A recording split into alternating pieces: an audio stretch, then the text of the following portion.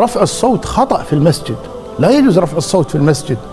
عمر بن الخطاب رضي الله عنه لما سمع رجلين يتكلمان بصوت مرتفع في مسجد النبي صلى الله عليه وسلم قال: من أين؟